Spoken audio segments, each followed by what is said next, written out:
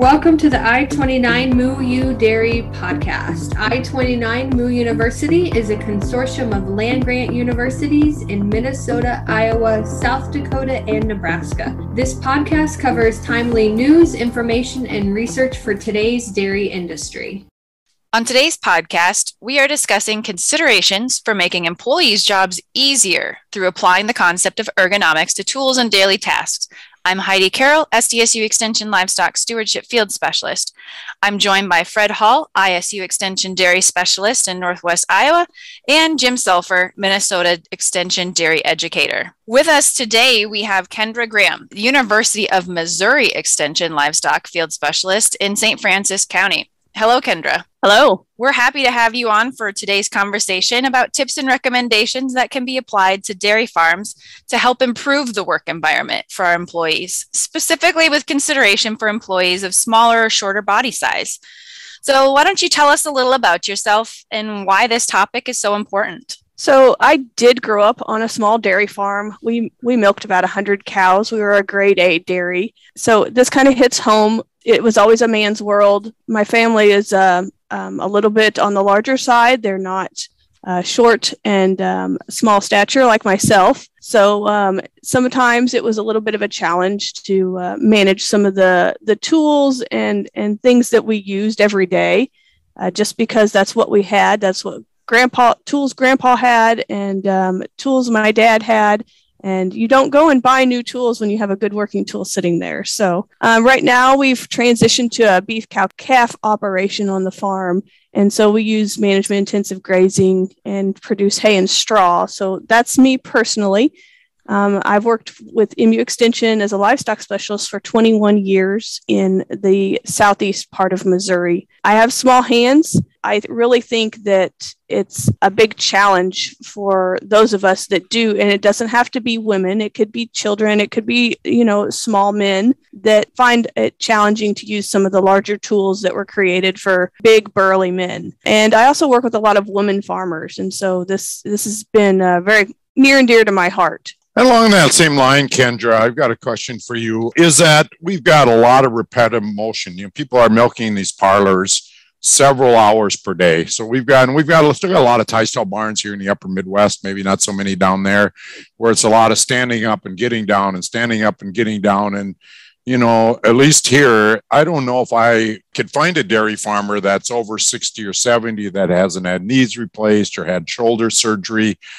What are some tips you could give them if they're listening, or tips for their employees to prevent some of that repetitive motion injury type of activities that we often see in farms? And so I've visited a chiropractor several times and had conversations with her, and she works not only with humans, but with animals too. And so she understands the farming world. And when I've posed a question similar to this to her, she says, try to reduce the length of the repetitive motions. And so maybe, I know employees are so easy to find in the dairy world, and that was sarcastic, but maybe allow them to take a break and switch out jobs if possible, to help reduce the continued repetitiveness of that. The other thing the chiropractor said that she sees the most injuries from is overhead work.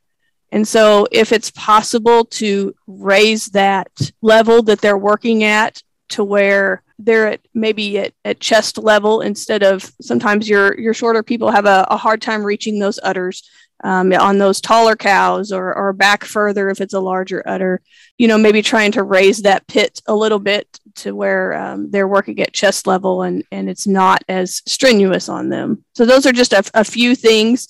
I know nobody's going to go and spend the money to necessarily redesign a barn, but maybe a few little things, a little bit of a stool or something like that to raise the level, and then a couple breaks, just to kind of summarize. That's great to kind of start off the tips and tricks, but ergonomics may actually be a new term for a lot of our folks. What is ergonomics, and how does it apply to working with cattle? So I looked up in the Merriam-Webster dictionary the definition, which I thought was kind of the best definition for that.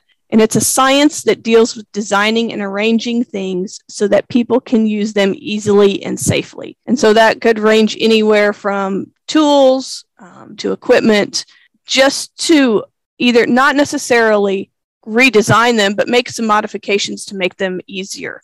So I think the biggest thing that we need to understand is the awareness that sometimes those tools are not best suited for the job we're using them for, or we're using them incorrectly. You know, you can hold on to and grab a tool differently and use that leverage a little bit differently. There's modifications you can add to tools, like a handle or whatnot, that makes it a little easier to use or easier to grip. Ergonomics is just understanding that tools are made for leverage or a certain job, and we can make them a little bit easier to use, especially for those people with smaller hands and not as much upper body strength. So how would you do that, Kendra? Would you have a training for employees and or for smaller people, or would you, let's use your example of a hammer or something. Would you have just purchase a smaller hammer for somebody that's a little smaller? What are some specific examples that you can think of that would help somebody out, whether it's, as you mentioned, a smaller male or a female, or even somebody that's different than kind of your standard? Because I have a lot of discussions about parlor design, how deep to make the pits. And it really varies a lot. And you're exactly right. If you're from a really tall family, you tend to make that pit a little bit deeper so the udders are higher. But if you're hiring any high schoolers or people that are, or females that tend to be a little bit shorter, it may not be so easy for them. And so what would be some of your tips for how to deal with that? So on the tool side of it, and what I have personally done, I kind of have spoke at a couple of other conferences, is if you're going to use a hammer, go and test them out. Go to the store and feel them, feel what is right for you. It may not be the smallest one. It may just be a little bit lighter one, or, you know, the wooden handle may not be the best option. It may need to have some sort of grips on it. And so usually smaller, lighter tools are better for smaller hands. And for me, I don't have the upper body strength that my husband does or my kids do. And so I need something that has a little bit more leverage, but able for me to grip and actually swing it. Those larger hammers, for example, I have to choke up on it a little further towards the middle of the tool to swing it, because I don't have the strength to hold on to get the full leverage holding it down towards the end. So I go for a smaller hammer, a little bit lighter weight hammer. Same thing with pliers. There's different, we use a lot of electric fence on our farm, and so the lineman's pliers we use quite a bit, and there's several different sizes, and I go for the smaller ones. I may not be able to cut as well, but I sure can handle the tool a little bit better, and so I sacrifice a little bit. So going and feeling those tools, or actually taking some measurements to see and realize that not everybody's built the same, and see what modifications you can do, like for parlor setup. Maybe go middle of the road, or provide some stools or a little bit of a ramp or something for those smaller people. And it doesn't have to be much, but maybe just being aware of that. Education is huge, and it's always cheaper to buy the old or the what's been around. When you're modifying stuff, it's a little bit more expensive. It always, somebody has to reap the benefits of that design. And so cheaper is not always better. So maybe realizing that you're going to have to spend a little extra money on some of those more ergonomic tools. Jim had mentioned that, he rarely runs into an older farmer who hasn't had some issues. But how big an issue is this as you look nationally? Are there any facts and figures on this? I don't have any facts and figures in front of me right now. I do know that the average age of our farmers is well into the 60s, and it's only getting higher. We're not replacing with younger farmers, and two things are happening. Farms are getting bigger, and the generation of farmers is getting older.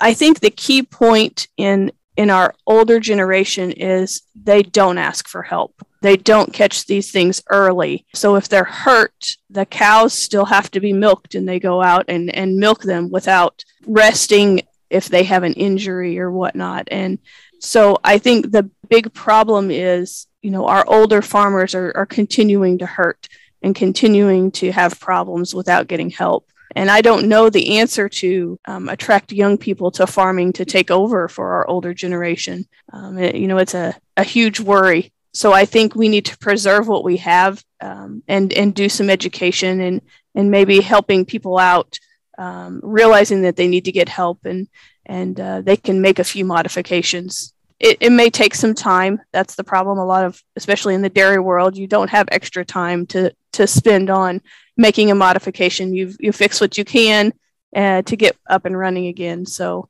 sometimes you're just going to have to bite the bullet and get help or make those modifications to keep going. I think that's a good point, Kendra. I think historically in agriculture, we've been almost like some of these athletes. They're proud of playing through pain. And look where it got the football players with all their hip injuries. And I think in agriculture, I think that is the old mindset that I think we maybe need to change. If you have an employee that's really complaining about sore knees or sore shoulders, I think instead of maybe give them a break or encourage them to go to a chiropractor, somebody that they can get help from, because I think we really do need to change that mindset. And as you mentioned, Kendra, I think it really is. Cows need to be milked. When you've got the holding area full of cows, you've got to have somebody to milk those cows. And so ag maybe is a little bit different, or farming is maybe a little bit different than some of our other jobs where, if we call in a sick day, if I call in a sick day, unfortunately, some days nobody would miss me. Some days they might.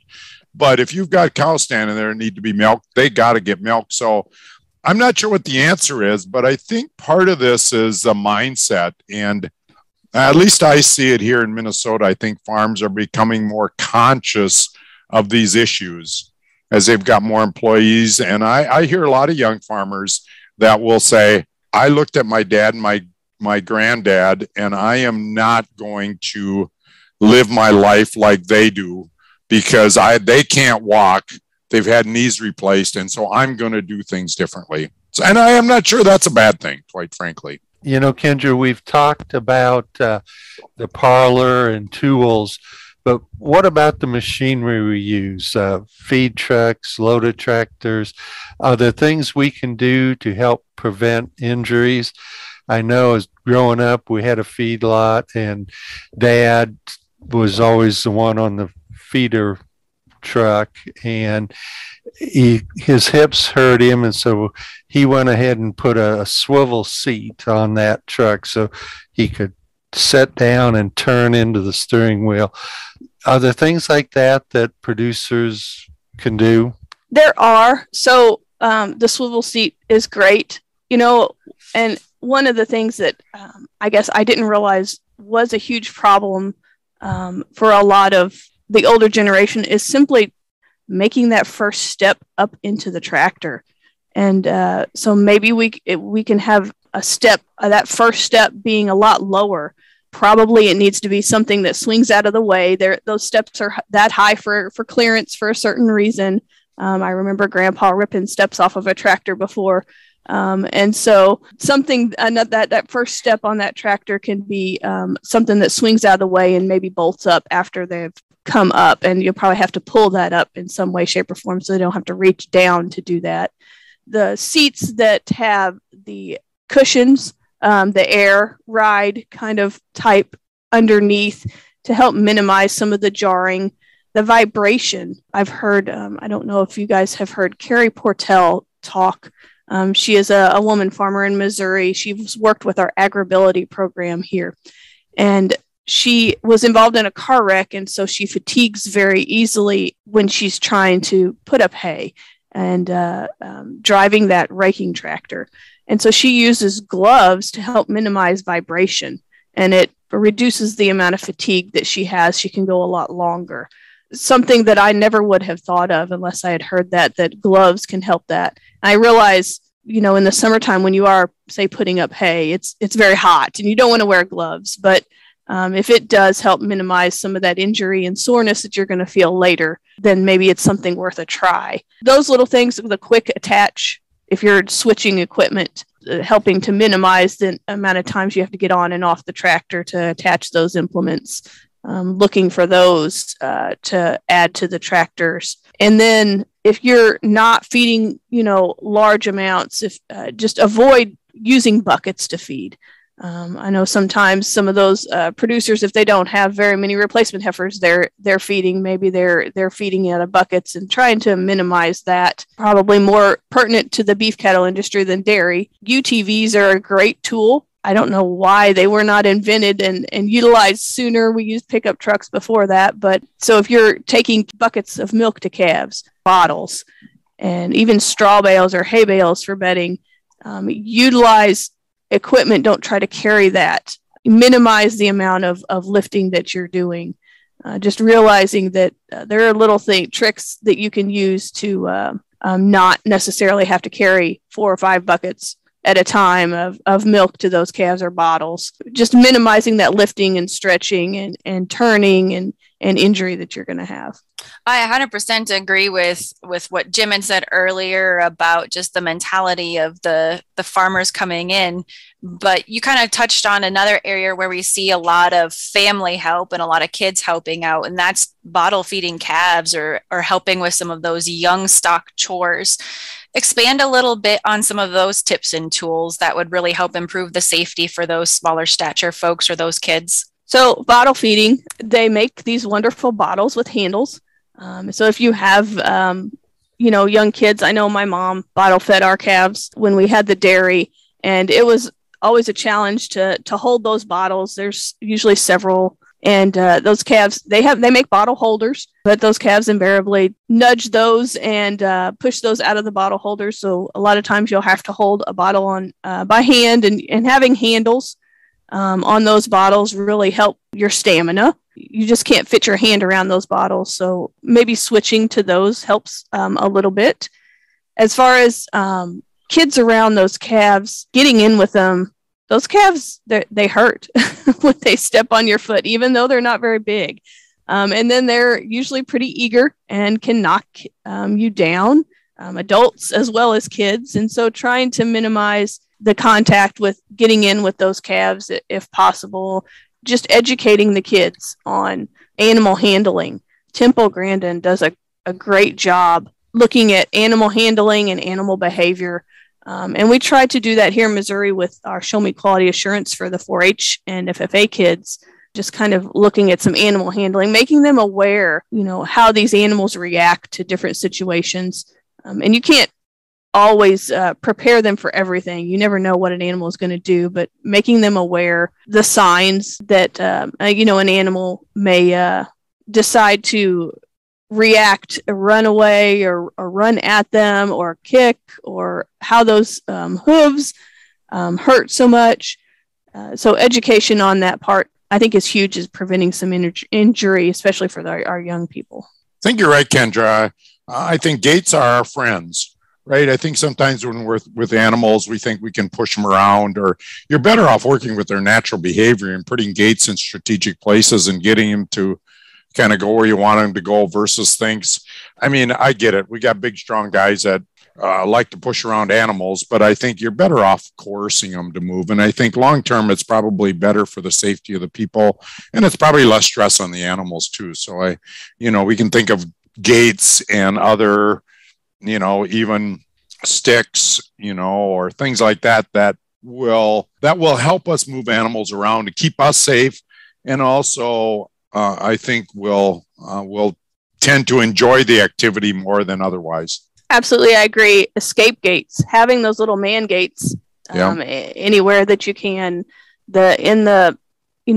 moving those animals up in the holding pen, have an automatic gate behind them to slowly push them up. Rather than get in with those animals, I think is huge. We graduated to that before we sold the dairy, and it was amazing to be able to push a button and the cows moved up towards you instead of getting back and trying to push them up by human. Okay, as we're winding up today's session, what are your take-home points for producers about improving the work environment through ergonomic considerations? What do they need to, give me the top one or two things producers need to keep in mind? I think education is huge. So not only educating the farmers, those farmers need to educate their workers and family members just on how to lift, how to handle a tool a certain way that it's used properly to where it's not going to cause injury to them. Lubricating all of those equipments, the gates, the head chutes and so forth, I think are two huge things. And then the last thing, they may think of, if these are workers or family members, Christmas just happened, but buy them a good pair of boots and proper clothing or gloves or whatnot that will help. They make great Christmas gifts, and make sure that they're not wearing clothing that can cause shorts are not necessarily the best thing. It may be okay in a parlor, but once you get out of that parlor, not the best thing to wear. But make sure that those boots are comfortable, and I think that kind of stuff can go a long way. And then go and handle those tools and make sure that you have a variety of tools that are going to be able to accommodate everybody on the farm. Having 3 hammers is okay. You're going to lose one eventually, but having 2 of them big and 1 of them small may be of help. That repetitive motion, using a tool that's not as heavy, can really, really make a difference. Well, thanks for those closing comments and reminders for us. And thanks so much for joining us on this episode of I-29 Moo U Dairy. Be sure to check the episode notes for a link to a webinar where Kendra expanded on this topic about some tips and tools, as well as look for the information from our sponsors. Thank you so much, Heidi, Jim, and Fred, for having me. Thanks, Kendra.